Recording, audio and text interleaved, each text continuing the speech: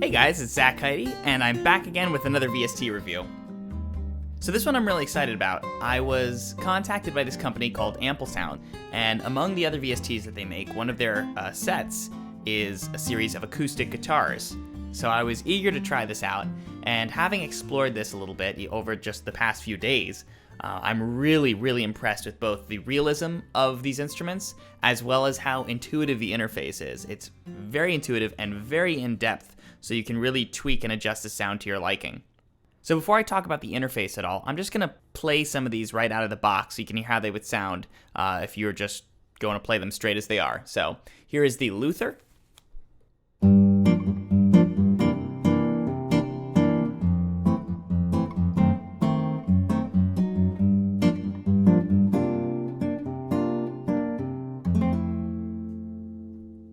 It's really beautiful. Here is the Martin.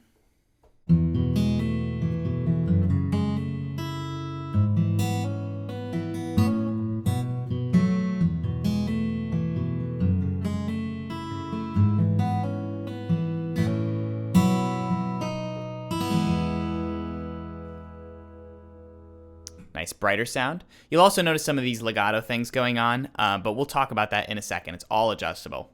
Here is the Taylor.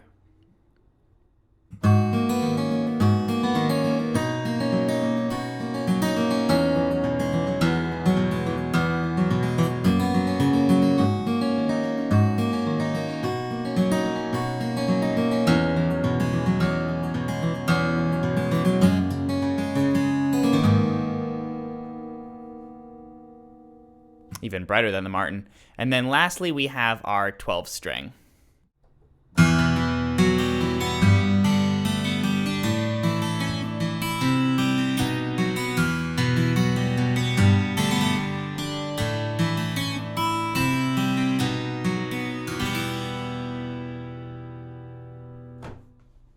Awesome. So you can already hear that if you were just going for background guitars or something that was non-soloistic, these out-of-the-box sounds would probably be great and perfect to use. But Sounds has a very in-depth user interface, and I'm going to open this up now so you can get an idea of just how big this is. We have primary windows up here, and then within each of these primary windows, we have a bunch of customizable features. Now, I won't go into depth with all of these because that would make this a 40-plus minute video.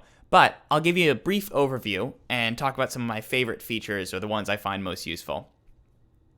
Now you'll see if you want to just tweak around with different presets and you don't want to customize these things, here where it says default, we actually have a bunch of other presets that we can try out and see how they'll sound. So if you're not sure what you're looking for, you can play around with these.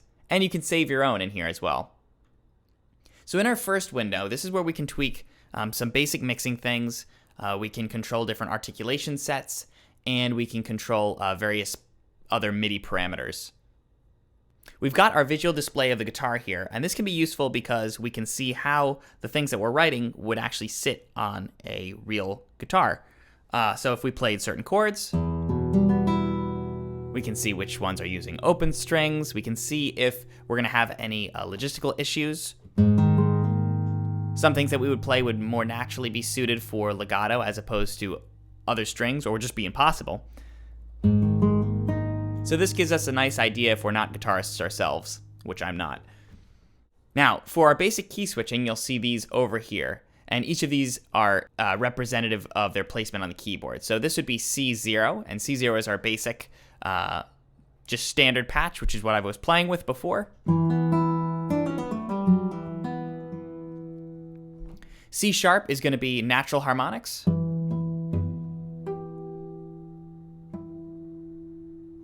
D is going to be palm muted. D sharp is going to be slide entrances into our notes.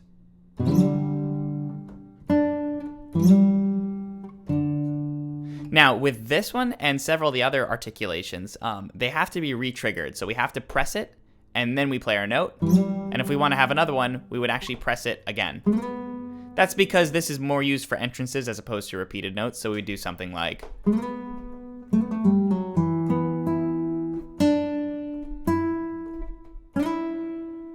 that sort of thing. E is going to be forced legato. So if we have lines that we really want to be played legato, we can hold this.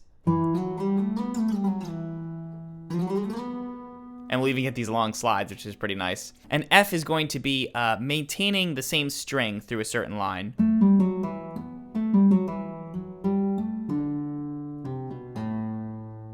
Can be nice if we're looking for a certain color that we can only achieve on a certain string. So that's our basic articulation layout. Now over here we have some mixing parameters. These are the basics. This is just the amount of body, meaning how the mic that's miking the body of the guitar. We have our ambience, which is more of the room, so we can get a more roomy sound if we adjust these parameters.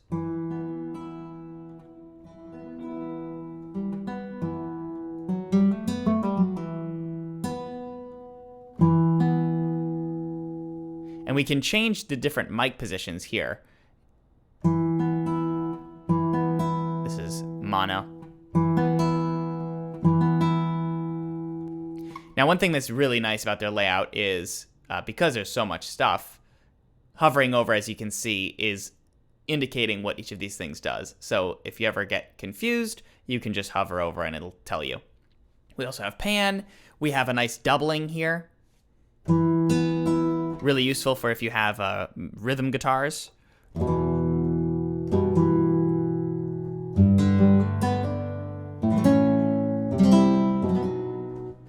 We have different capo positions, and then we also have some additional mixing parameters for various things like release effects, breathing, the sound of the nail, lots of different kind of adjustable parameters to make things sound realistic.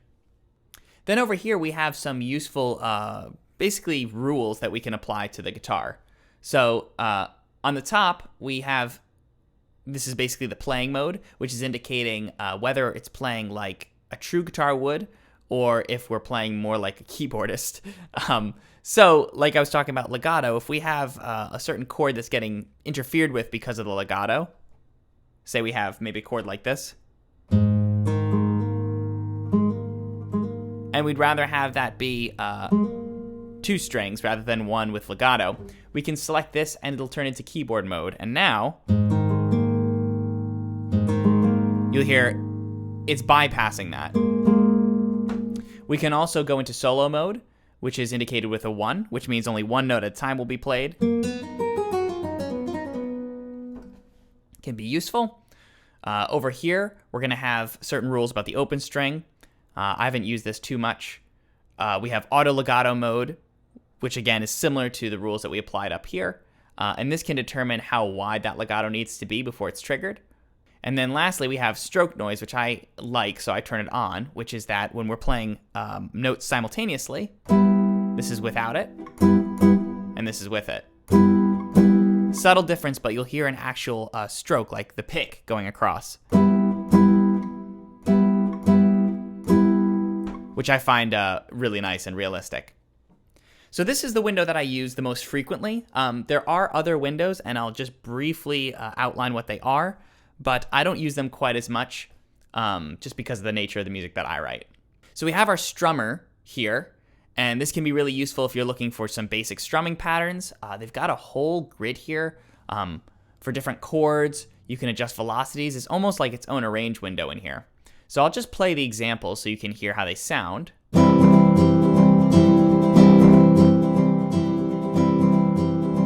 Now we can change the chords as well.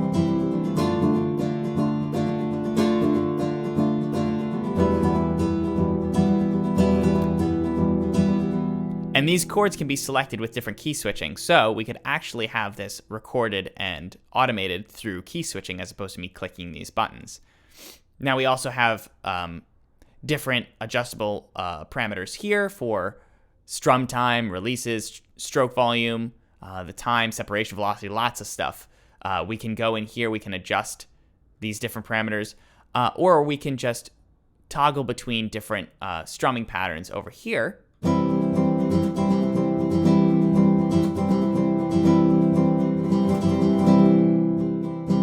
Go for a halftime if we're looking for that. Sync it to the tempo or not. And you can explore. That's basically what I use this for. I just really explore. You can get really in depth with this, which is beautiful and amazing, but I just haven't had a need to yet. And we have some quantization stuff over here.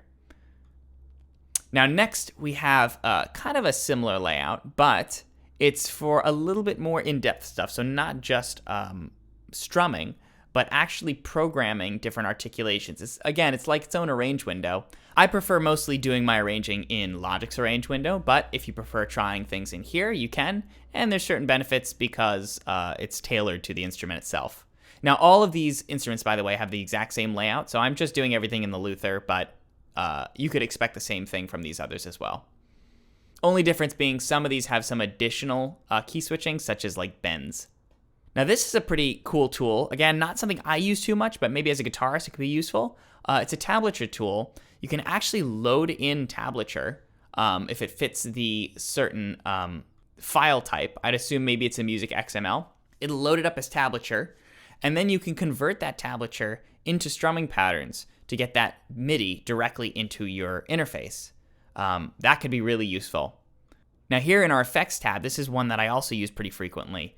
We have some built-in plugins, and the plugins sound great.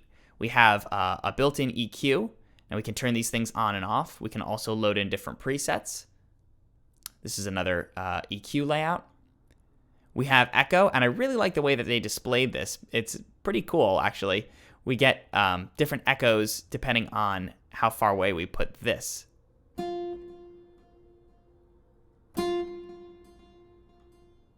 This is for left and right.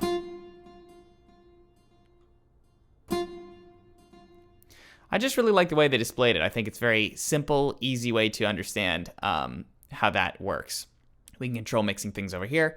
And then their built-in reverb, also really cool looking interface and really, really nice sounding. We can choose large spaces. Let me turn off this echo over here.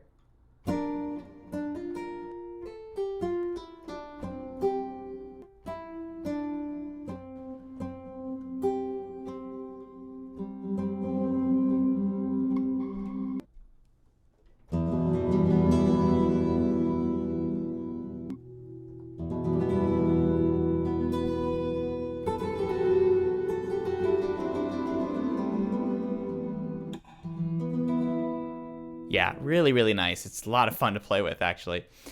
Then lastly, we have a couple more kind of geeky windows that pop up. We can have a lot of fine-tuning control, literally. We can adjust these different tunings so that if we want things to sound a little bit different, we can change the standard tunings.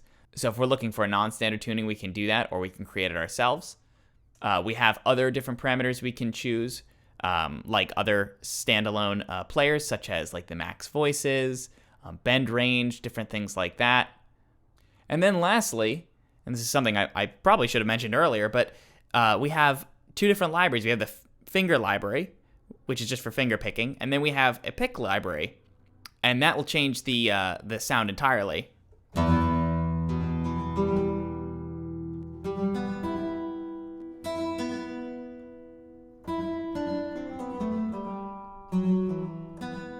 So here, obviously, we have a more bright sound, a sharper kind of sound. So that is the basic overview of this. I've found this to be incredibly useful. I've already started to use these instruments in my own music. I highly recommend you check this out. Each of these are great. My personal favorite is the Luther, maybe just subjectively because I tend to like darker sounds. I really, really gravitated towards that one immediately. The 12-string is really useful. I haven't seen really too many 12-string guitar VSTs. And the Martin and Taylor are great for brighter kind of sounding music. So highly recommend you check them out. Ample sound, great company. Really appreciate them sending these instruments my way. If you have any questions for me, leave them in the comments section. Otherwise, thanks for watching this video, and I'll talk to you in the next one.